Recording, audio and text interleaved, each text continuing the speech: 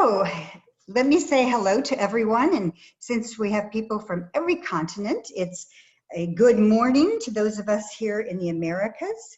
I'm in Miami, and good evening to Asia and Australia. And good afternoon to all of you who are in Europe, Middle East, and Africa.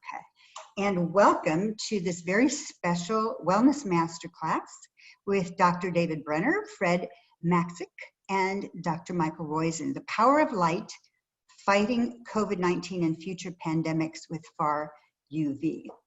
And any one of these people could be their own masterclass, but we are very fortunate today to have all three. And so I'm very, very excited about what we're going to be learning. And I will introduce myself for those of you who don't know me. My name is Susie Ellis. I'm with the Global Wellness Summit. And in a minute, I'm going to turn it over to Nancy Davis. She is our Chief Creative Officer and Executive Director and the founder of this Wellness Masterclass series. So she's going to more formally introduce our three guests.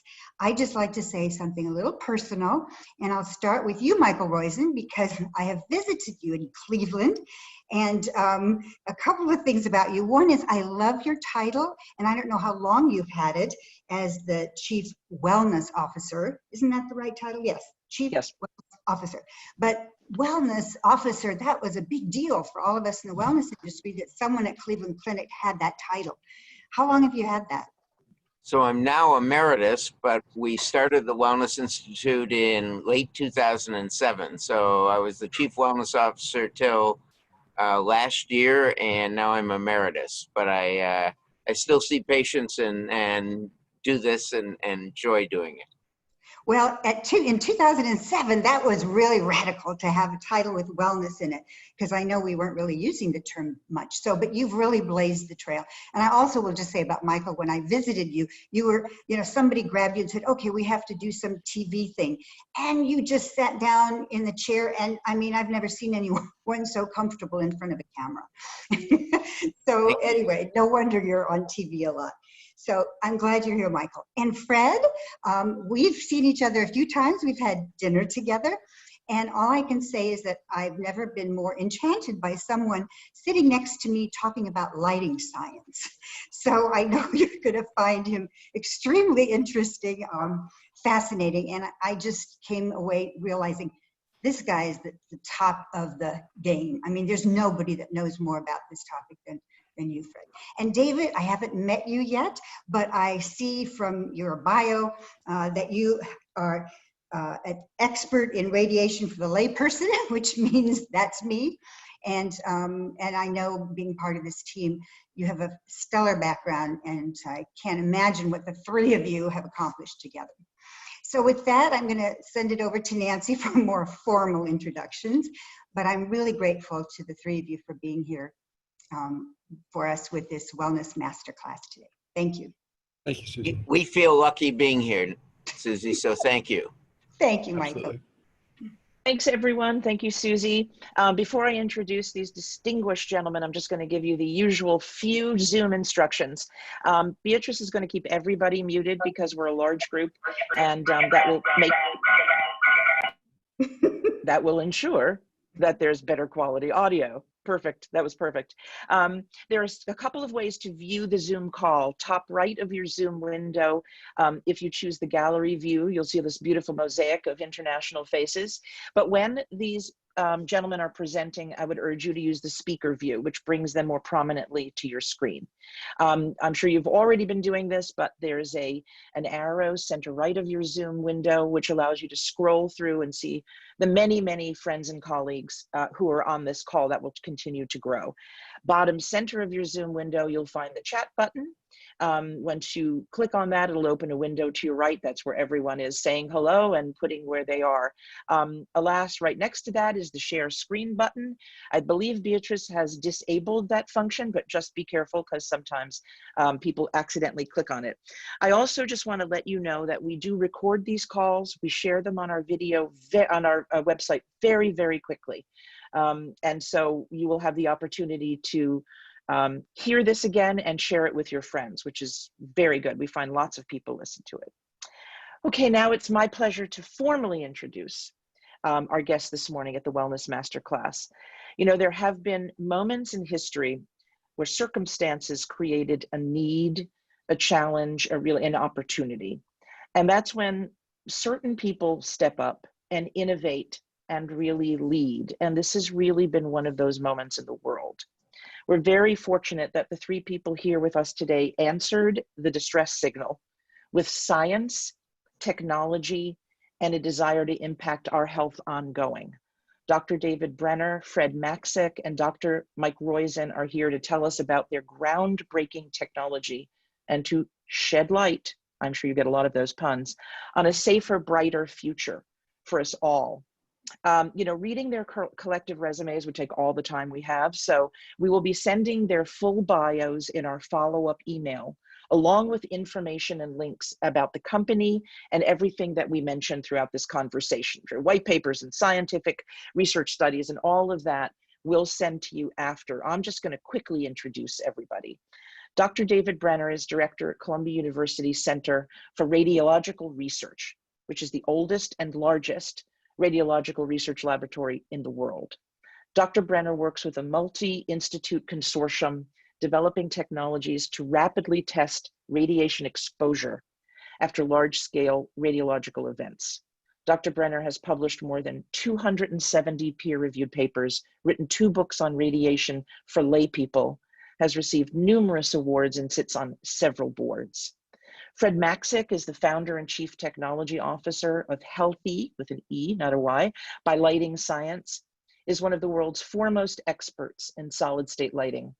He has over 25 years of experience designing environmentally friendly technologies. He's the principal inventor on more than 175 patents in the United States and many more worldwide.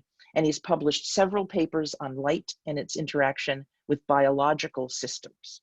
His current project interests include biological lighting, off-grid lighting infrastructure, and expanding sensing capabilities of lighting solutions. Fred has been a part of the wider wellness world for a long time. He combines science and humanity and is a warm and wonderful human being whom I'm proud to say that I know. Dr. Mike Roizen has served as the first, as Susie mentioned, Chief Wellness Officer at the Cleveland Clinic. He's also the founding chair of the clinic's Wellness Institute and a professor at Case Western University. He's certified in internal medicine and anesthesiologist, renowned for the initiation and development of the real age concept to motivate behavior change. He served 16 years on FDA advisory committees, started 13 companies, co-invented an FDA-approved drug. These guys are no slouches. He's the author of 190 peer-reviewed scientific publications, 4 New York Times #1 best-selling books, and co-authors a daily column with Dr. Mehmet Oz that is syndicated in over 100 newspapers. And yet, he found time for us today, which is absolutely amazing. Mike's won lots of awards, and I'm proud, along with Susie, to say he's a member of the Global Wellness Institute Board of Directors. So these 3 incredible people have combined their expertise to give the world a game-changing innovation, and that's what we're going to talk about. The company is called Healthē, and we'll include a link in the follow-up email. I do just want to say that featuring these great scientific minds is not an infomercial for their company. We feel really strongly that health, wellness, and technology will drive the world forward, and it's important to share this information, give our GWS and GWI colleagues access to this information and to the people who are leading the industry, and really to educate the world on what's possible.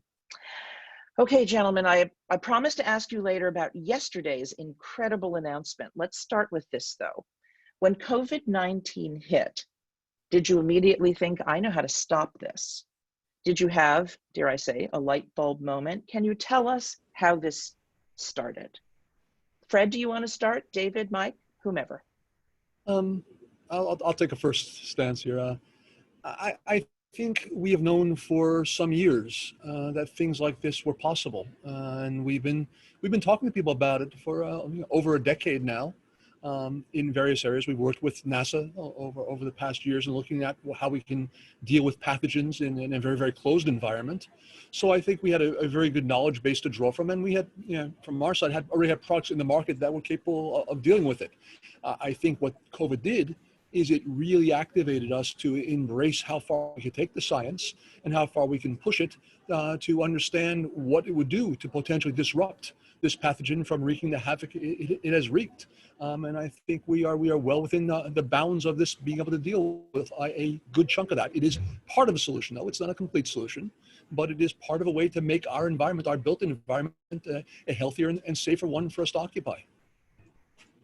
It's Let me- incredible. Can you talk can about I the add- science a little? Yes, please, Mike. Can I add? So when I read Dr. Brenner's science is what tipped this off for me. So I always carry a son with me, if you will, that smiles. But the point is that I always thought as a physician, we had located all of the TB sanitariums in the United States in the sunniest parts of the city. And you said, why? And we were told because the sun rays kill tuberculous bacilli. But in fact, what I learned when I started reading Dr. Brenner's work was that it is UVC, a specific component, not UVA or UVB, but UVC that is best for viruses and bacteria, and that most of the UVC is filtered out by the ozone layer.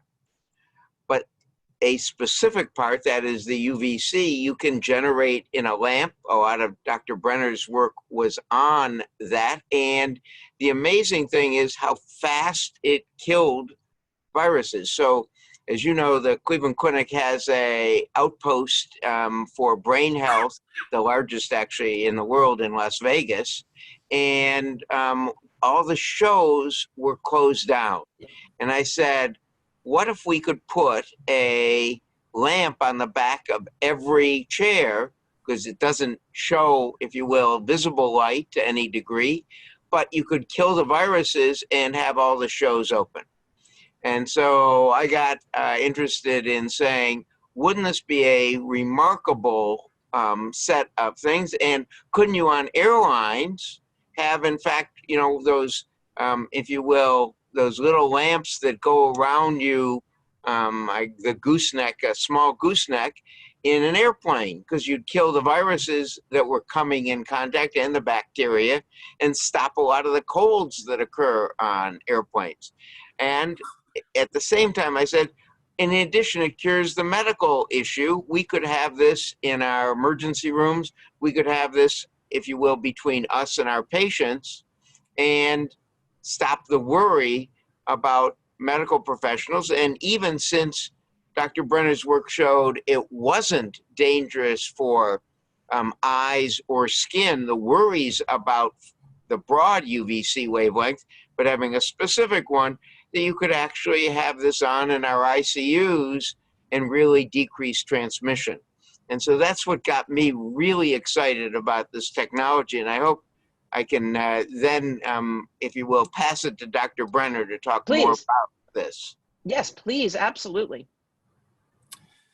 Yeah, so I mean, my background here, well, even before me, it's been known for more than 100 years that UVC light is very, very good at killing bacteria and viruses both. And it's been used in many contexts over the last many decades. For example, in my own hospital's operating room, overnight these lights, UVC lights, are turned on, and overnight they kill all the bacteria and viruses. And by the morning, you've got a nice clean room, which is great. But of course, what happens then? Well, people come into that operating room and bring their own bugs and pathogens into that room. So it's very good for cleaning any room. But what you'd really like is something that continuously cleans that room while people are there, because people are coughing and sneezing and producing their own pathogens.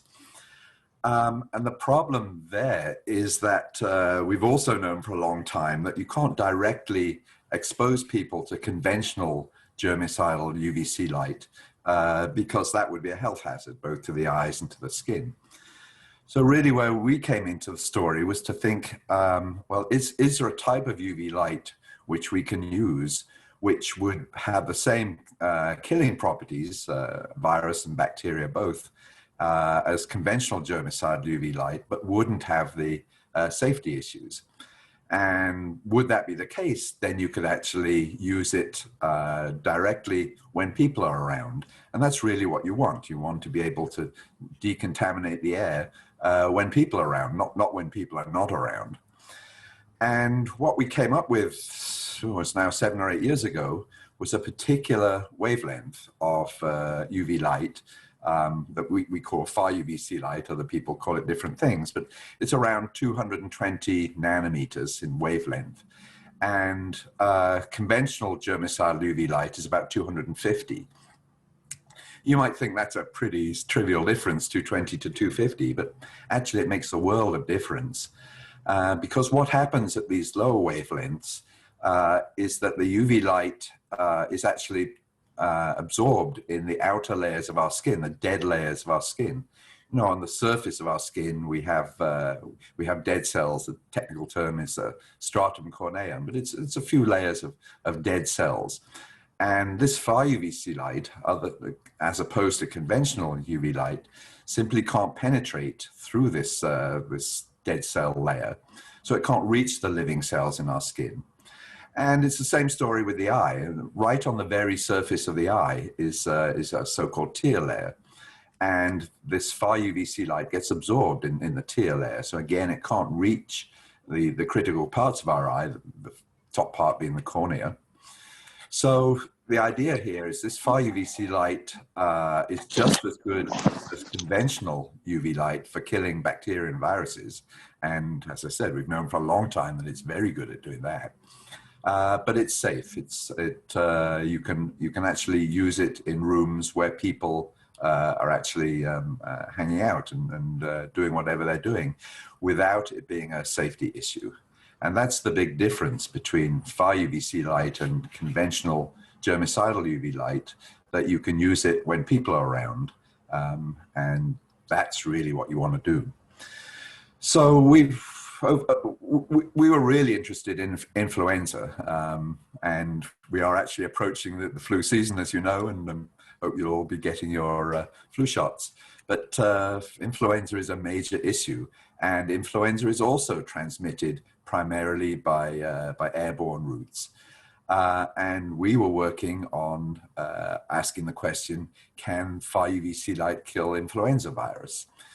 So we'd been working on that for several years. Come the start of the COVID crisis, there was a light bulb moment where we saw pretty well immediately that what we were doing in the influenza world was absolutely applicable to the SARS-CoV-2 virus.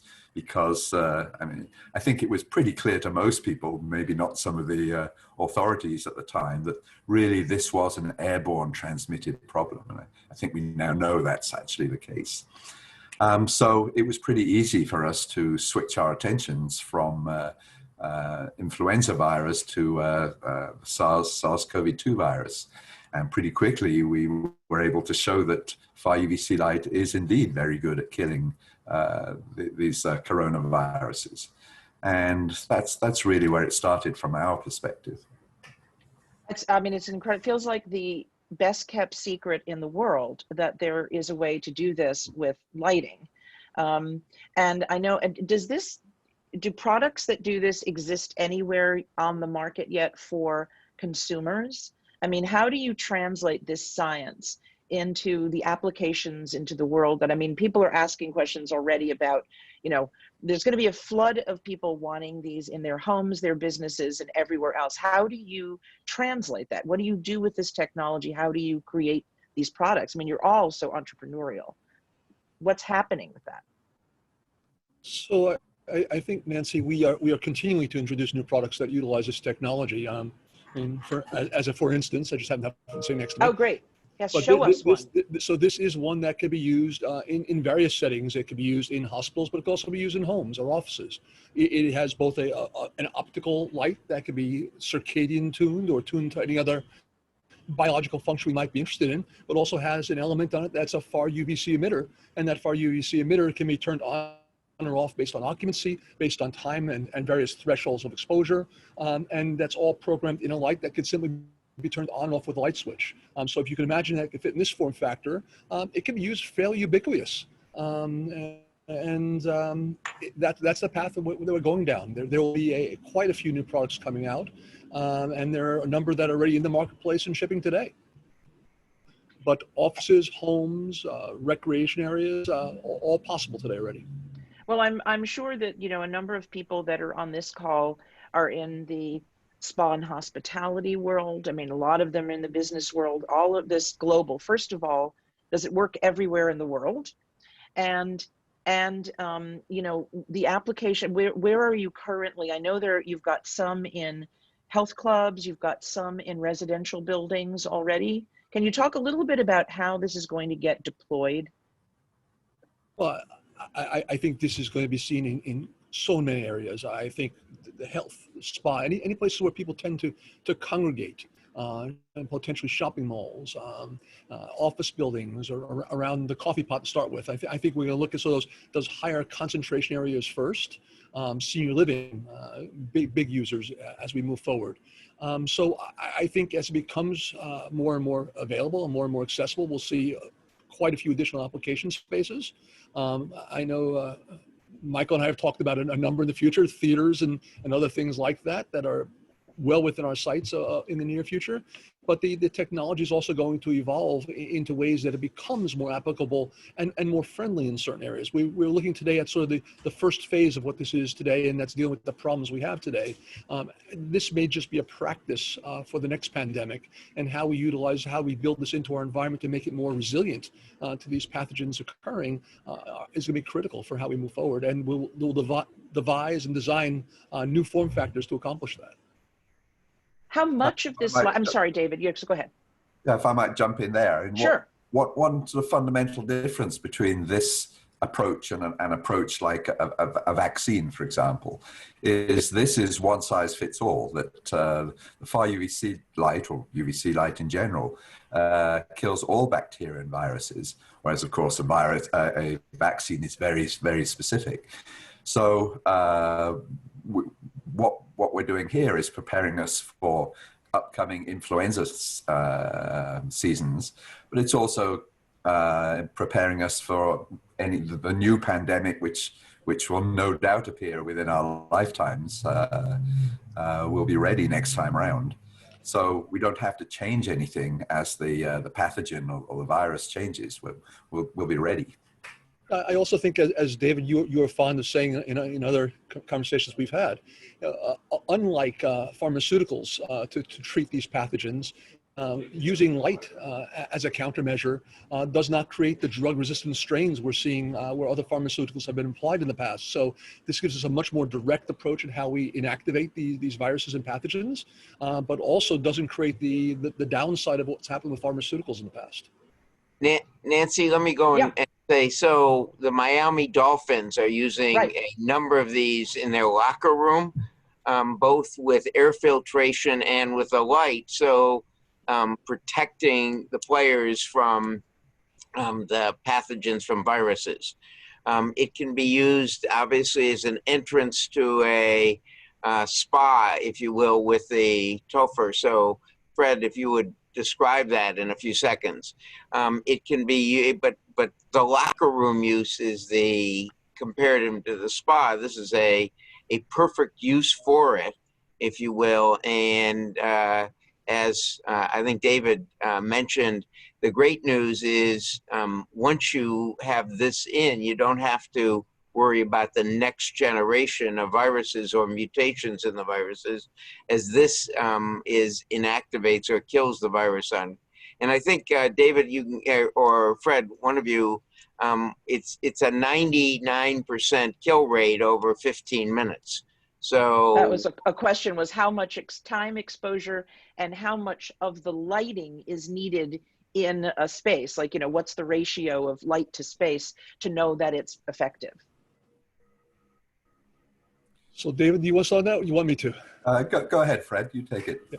So this is all ultimately about a calculation that we call fluence, and that is how much light over what period of time, over what distance has to be transposed to inactivate a given pathogen.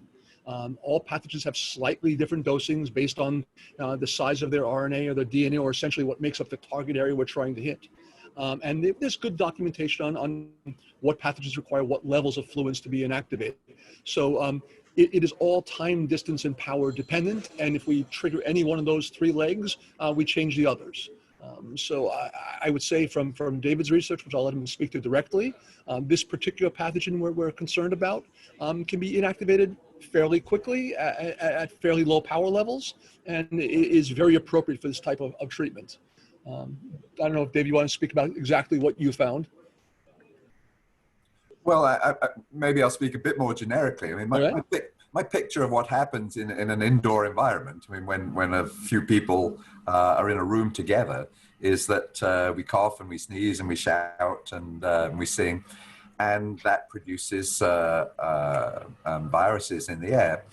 And they're all contained within droplets or aerosols.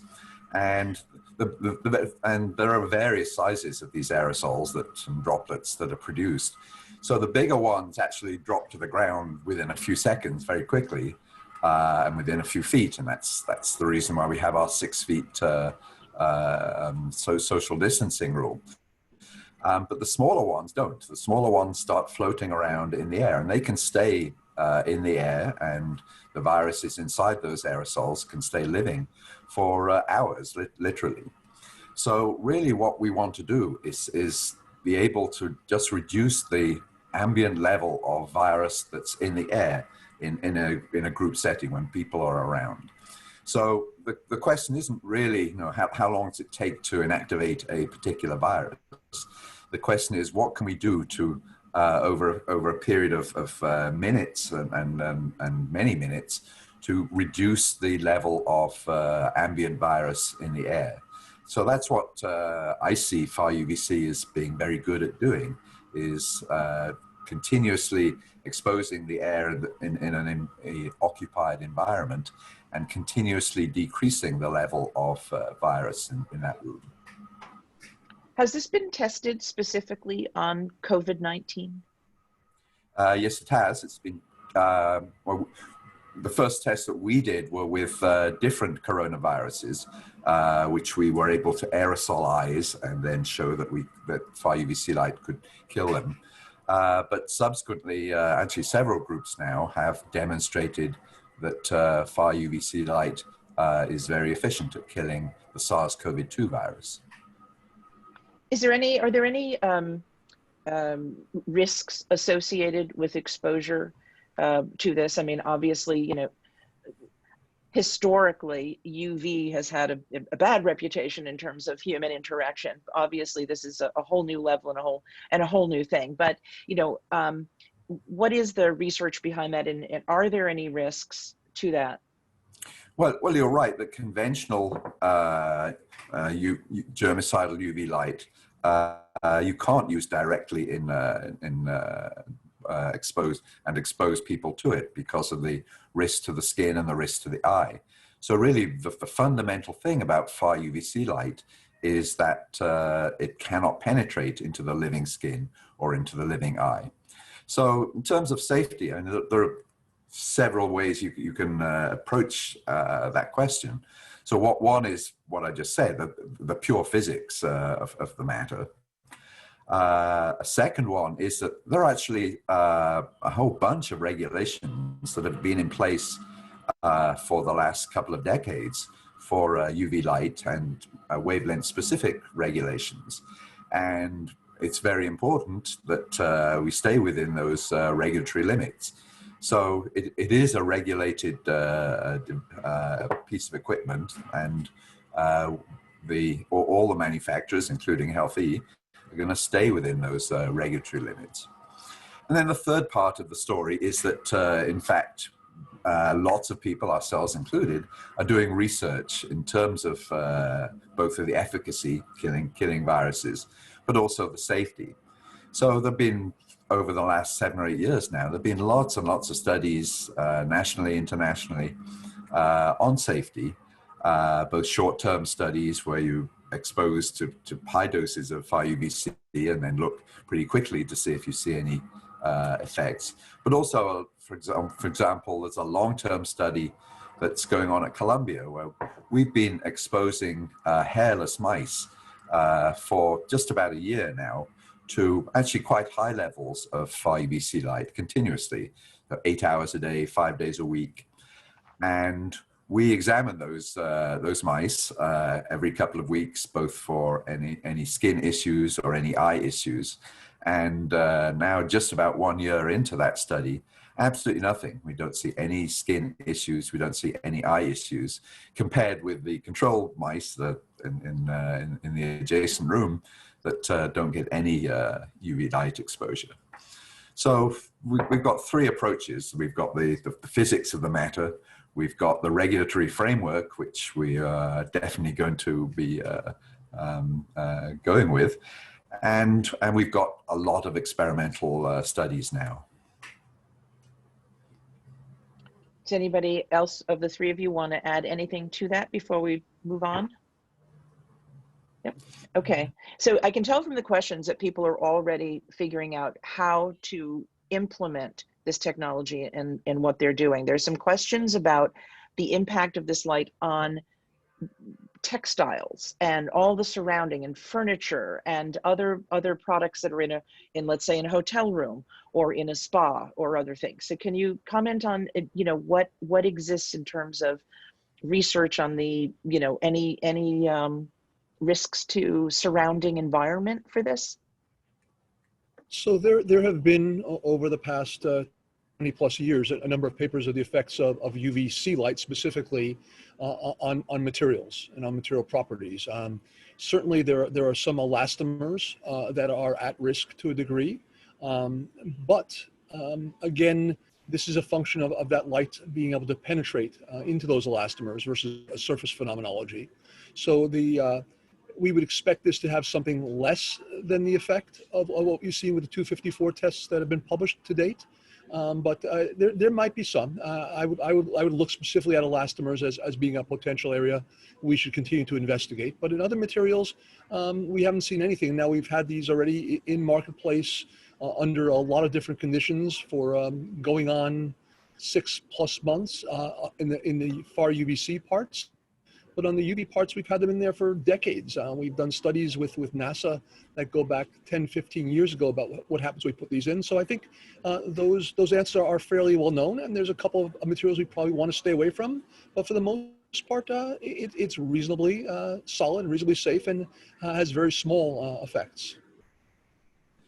And I might add, from my perspective, I mean, if you are balancing the opportunity to prevent the transmission of COVID-19 versus the potential for maybe some fading in some materials, well, I know where I would go.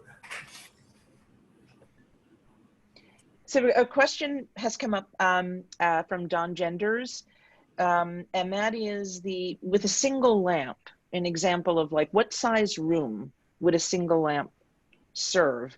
And there are questions also, I know Austin has raised one from Garini, the idea of voltage and different currencies and stuff in different parts of the world, and how does that impact? Let me speak to the second question first. Okay. And that is the power supplies that go into the units physically are multi-volt power supplies. They can be used anywhere in the world, anything from 90 volts to 277 volts or even higher if need be. So there's no limitation that power is converted and transformed inside the unit to be a power that's useful to the unit itself. So the location in the world this exists should have no bearing on how it operates. So that's the easier question. The second question is it depends on the characterization of the room and the level of fluence that's required in the room, but also along the thresholds that are set by various regulatory organizations. So based on what we're allowed to put in that space, these meet currently the North American thresholds. We believe it also the European thresholds are the same. Today we can characterize a room based on the environment, based on the ceiling height, based on the hanging height of the fixture, and we can come up with a calculation to give that answer. But anything typically from 100 square feet up is typically what we're seeing. Okay, interesting. Fred, do you want to comment We'll take a dozen. So let me just ask Fred, in the Miami Dolphin locker room, which is a locker room situation, how many units did you put in for what square footage? Because that would be the highest use, the highest number of, if you will, or the most lamps per a unit, if you will. Well, so the Miami Dolphins locker room is actually 2 units. It's our new 2x2 troffer, as well as the downlights that are going in. So it's roughly 1 per every 100 square feet. Okay, so there are a couple of questions in terms of regulations. Paul Groves asked one, Sammy Garini does. Is this regulated by the FDA or any other kinds of standards? And Andreas Blum asks, does it also kill the good bacteria? Yeah, I could perhaps take that one. Absolutely, it's regulated. Not by the FDA, because the FDA essentially regulates things which are there to actually cure people. So if we were using this light as a curative modality, then the FDA would be involved. But it's a preventative approach. So there are regulations, and the regulations are from a quasi-government organization called ICGIH, but there are also international regulations too. And that basically tells you what level of UV light at any particular wavelength the general public or workers can be exposed to per day or per hour. And as Fred said, it's pretty important that we stay, and we will be staying within those regulatory limits. So Martin Goldman is asking a question that I've been wondering, and is, why has this not been discussed publicly before? Why don't we know about this? I mean, I would say, I know I'm certainly not a scientist, and I don't, go looking at all kinds of lighting, but something this game-changing, you think would have been brought to the fore prior to this moment in time. Can you talk a little bit about that, sort of historically? And you're smiling because you've probably been banging on this door forever. It's like the overnight sensation that's 25 years in the making, right, Fred? It is, and credit to David as well, who has done a couple of TED Talks on this over the years already, and so it has been discussed in public. Unfortunately, the audience listening was quite narrow in the earlier days, but this has been around for a decade plus. It has been worked on for longer than that. I was exposed to it 13, 14 years ago when it was installed on a piece of equipment over at NASA. So it's been there, it's been discussed, but the ability of folks, or the sort of the thoughts of folks to listen to it was not quite as imperative as it has become today. And as anything, it is now being pushed into that foreground. But again, David has done amazing work advocating for it and studying it, and we need some more people to start listening. Nancy, I'm going to comment. So this was so poorly known that David had to do a GoFundMe campaign for some of his research looking at this virus, actually, with it. And the reason in medicine we use broad UV at night in our operating rooms and in our regular hospital rooms to cleanse them and clean them. But it's always been thought this is too dangerous for eye and skin to be used regularly. And so David's really groundbreaking research showing that this set of wavelength, 205 to 222, was in fact safe for humans and was safe for mice too, has really been enormously important. And so it is an overnight sensation, if you will, but so David's had to probably turn away other things than Fox News and Good Morning America recently to have some time to himself. And one of the issues is that over the past few years when we worked on it, there really hadn't been a large-scale source of these lamps. And really, it's only since the beginning of COVID-19 that various manufacturers, Healthē certainly being one of the major ones, has really stepped up to the plate in terms of production.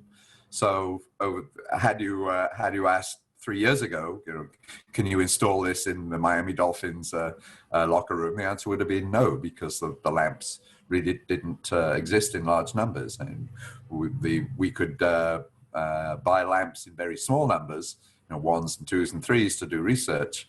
But in terms of the large numbers that obviously we'd like to use, they didn't exist at that point. A question has come up a couple of times, and David Chan has asked it as well, and that is dry hydrogen peroxide. What, as a disinfectant, how does it compare to this? Well, it's different. I mean, I would compare hydrogen peroxide to having the UV lamps on overnight when people aren't around. So what the really big thing about far UVC light is it can be used in an occupied room when people are around, and obviously you can't use hydrogen peroxide in the middle of an office meeting, and it's also not useful for disinfecting the air, which we believe now to be the principal modality for transmitting COVID-19 through the air. So hydrogen peroxide is great for cleaning surfaces, but is that the important transmission mode? Probably not. And I would add to what David just said, in that we really do have this instance of this particular virus that when we're in a space and we're occupying that space, we don't want to have to evacuate it to clean it. We want to be able to reutilize that space in real time, whether that's a dressing room of a retail shop, whether that's a conference room in an office building. The fact that this is cleaning both air and has some surface cleaning as well, effects to it, that gives us the ability to dynamically utilize a space and to be continually reducing that viral and pathogen load in that space as we're inhabiting it. I think that's a strong differentiation between this and pretty much any of the technologies that are being discussed. Are there technologies in addition to the far lighting that you're doing that work in concert with the lighting, air filtration, other things that you're doing that kind of combine to really take on viruses like COVID and others? Certainly. I mean, everything that could help reduce that load is very important, and we make products, and there are products out there that have things like HEPA filters in them and other types of filters in them, materials we add to the rooms like TiO2 or other things to help activate surface cleaning where that's required.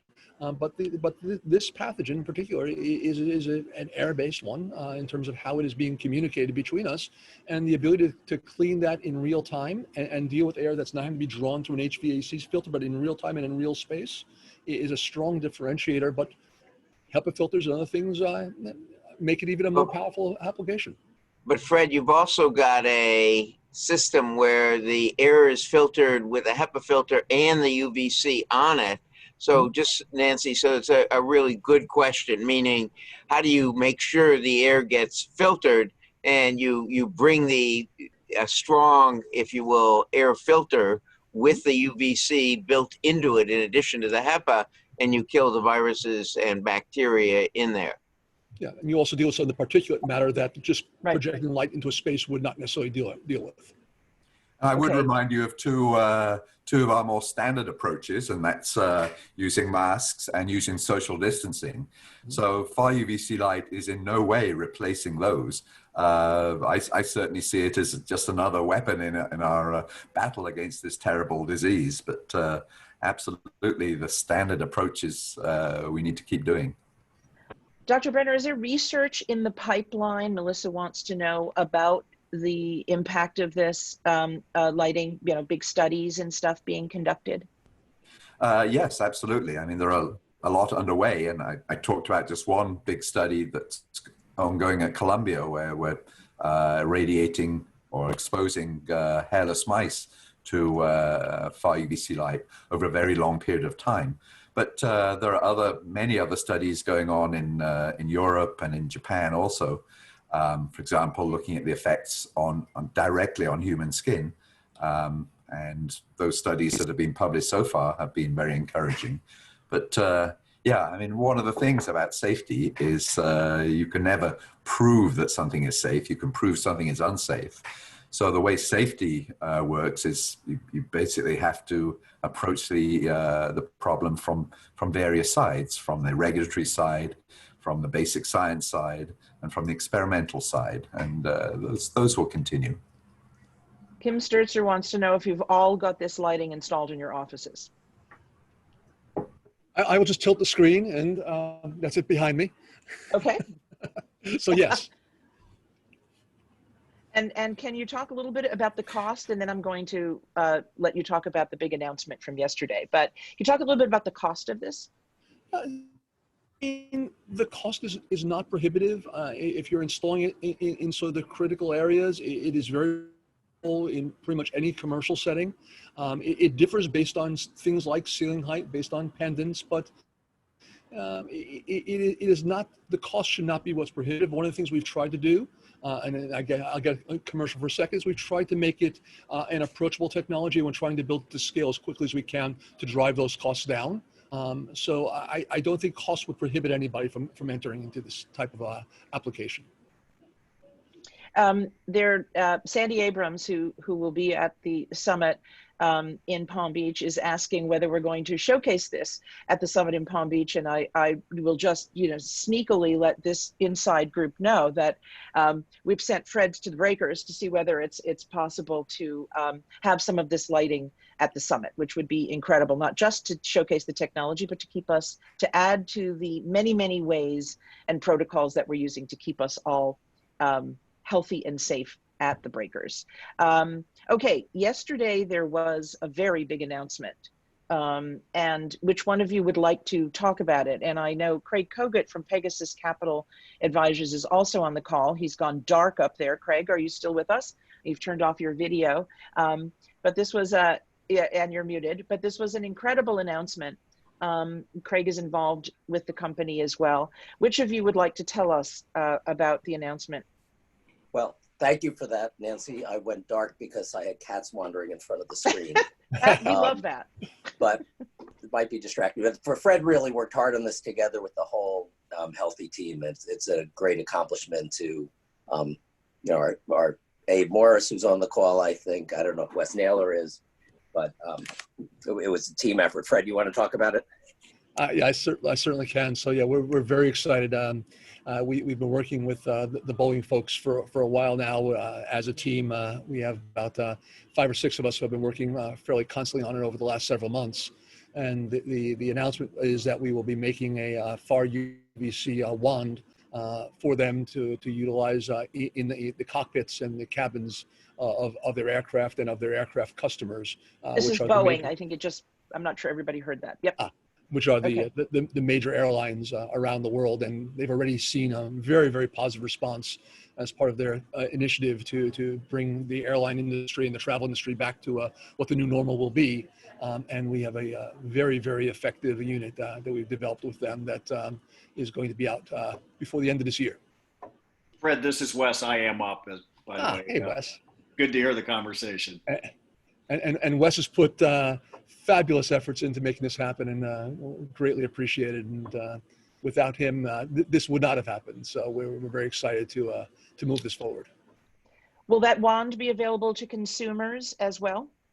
It's not really a consumer piece. It's more of a commercial piece. It's a very high power, very fast acting piece. But we will see that in other commercial spaces, certainly. And what we might derive from that going forward, we'll still in discussion phases. And I just might add, as someone who's been in the hospitality business, and again, high touch, rapid cleaning needs, I see this becoming a very viable product. I mean, it wouldn't be to clean every room, but particularly in widely used spaces, I think this product will have tremendous applicability. Fred, you agree, I assume, with that? Yes, yeah. And Craig and Fred, and actually one of the other areas I think it's exceptionally applicable, and certainly Department of Defense and other people, high-tech companies should be looking at this because it provides a cleaning and sterilization capability in electronic intensive environments that do not lend themselves to chemical decontamination due to the sensitivity of the electronics. So that kind of moves it into another very specific space that it can take on that role. Are there consumer products, consumer versions of something like that, either in the works or available? We have something in the works that we've been looking at for a while. There are quite a few wands that are out on the market today, and I say that a little dismayed. I've tested some dozens of them, and not one has worked yet. So I'd be very cautious of what people do in that space. It does, as David has pointed out, require a very specific amount of fluence to inactivate this particular pathogen and others. And most of those products out in the market, and all of them I've tested to date, do not meet that criteria. Okay, that's not. And to be clear, Nancy, none of those products are far UV that are being sold to consumers that we know of. They're regular UV. Some of them have, I think, safety issues too.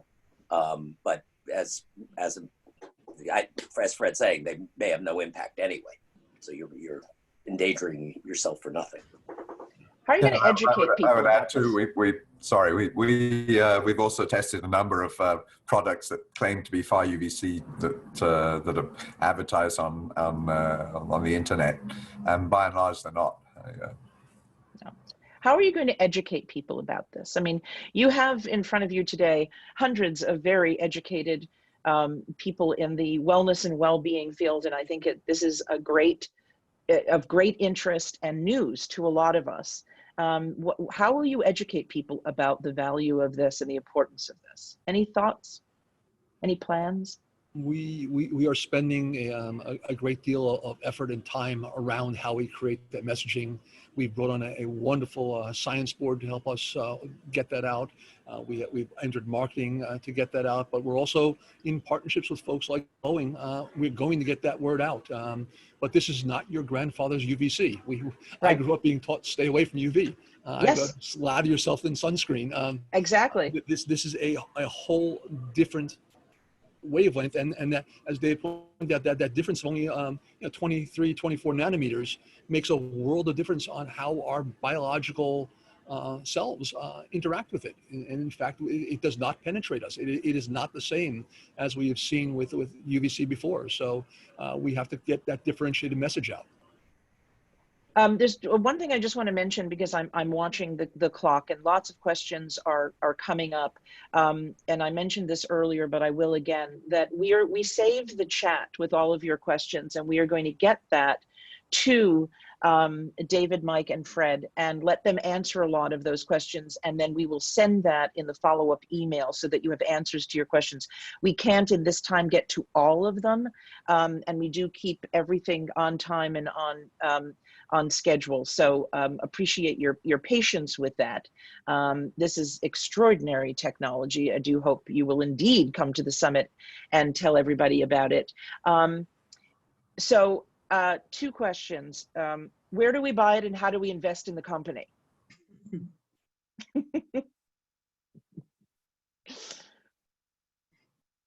I think you could start at Healthē with an E, inc.com, and we can make contact there. You will have a list of our emails at the end of this call, and we can make sure that any interest gets transmitted to the right folks internal to the organization. On the investment, I think I'll leave that to Craig if he's still on. Well, I am still on, and I would say right now it's a subsidiary of another company. We're effectively at Pegasus the largest investor. Hopefully there will be an opportunity to invest in the future. But as of now, we are well capitalized, and we just want to help with getting this out to the market. But stay tuned. As do we. And we will make sure that all the links to the company and everything else and people's emails are in the follow-up. Susie, do you have a question before we finish? I did have one question back to the cost question. Fred, what you showed us, how much is that? Because it's hard to, the locker room and the size and 100 by 100, I'm not sure what that all is, but, that particular mechanism that you showed us, how much would that cost? You're muted. Yep. You're muted. So again, depending on volumes and things like that, you're in around the $1,000 to $1,200 range on something like this. So if you're putting into a building, you're in around the range of about $10 a square foot. Okay, fantastic.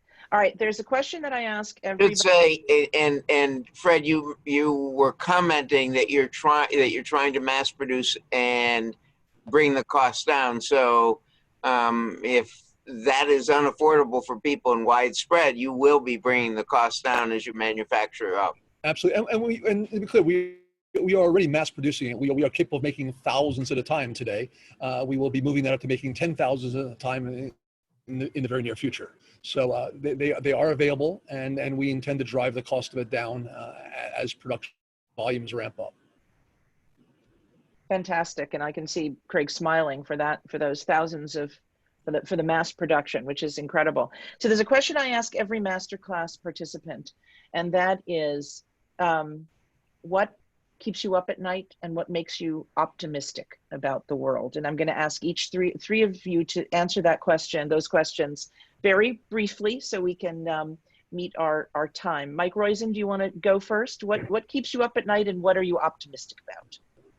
What keeps me up at night in general, not related to this, is that we don't have long-lasting immunity from some of these viruses. So with the coronaviruses that cause colds, we get them every 2 to 3 months, or can get them every 2 to 3 months, which means we don't have long-lasting immunity against the general coronavirus. So that's what keeps me up at night. And what makes me optimistic is we have got literally 130 new vaccine platforms to help us with that. And people like David and Fred are working hard at getting this technology to be much more available. So if you will, and I'll give Craig a tip of the hat for helping to make it more available too. So those are the optimistic things, is you got a lot of bright minds working on this area. Thank you so much, Mike. Fred? What keeps me up at night, I guess, is the same thing that kept me up at night as a 9-year-old child. I used to take a flashlight and shine it through my hand and look at it under my covers. And it just fascinates me that this is something that actually penetrates us, and it penetrates our environment, and collectively we've lost that. And what I'm optimistic about is I think we're regaining it. I think we're beginning to see that this ubiquitous light that we have is impactful on our biology, our physiology, our environment. And I think that will provide us a number of solutions to a number of ailments as we go forward. Fred, thank you so much. And Dr. Brenner, you have the last word. Well, what keeps me up at night is the same thing that's keeping the other 251 participants on this Zoom up at night, and that's COVID-19. And where I'm optimistic is we now have just one more tool in the battle against the transmission of COVID-19, and really we have so few tools. We have masks and we have social distancing, but we really don't have much else. And I see this as a third tool in the big fight. Well, I want to thank you all. This is game changing. It's an incredible innovation, and we thank you so much. Craig, thank you as well. We cannot unmute everybody, but you can unmute yourselves and just give a round of applause to these incredible people doing this groundbreaking work, and we so appreciate you sharing it with us. Thank you. Thank you, Fred. Thank you, David. Thank you, Michael. Way to go, Wes. Okay, Wes. Tremendous amount of interest in it. No, it's not surprising. So we'll send all of that along. Thank you. Thank you. Thank you. Thank you. Thank you, Susie. Bye now. Just incredible. Thanks, Mary. Thank you. Thank you. Bye, Nancy. Bye. Thank Bye. you. Ciao, ciao from Madrid to Spain. Bye. Ciao. Thank you. Fred, God we'll talk bless you about the guys. breakers. Grazie mille.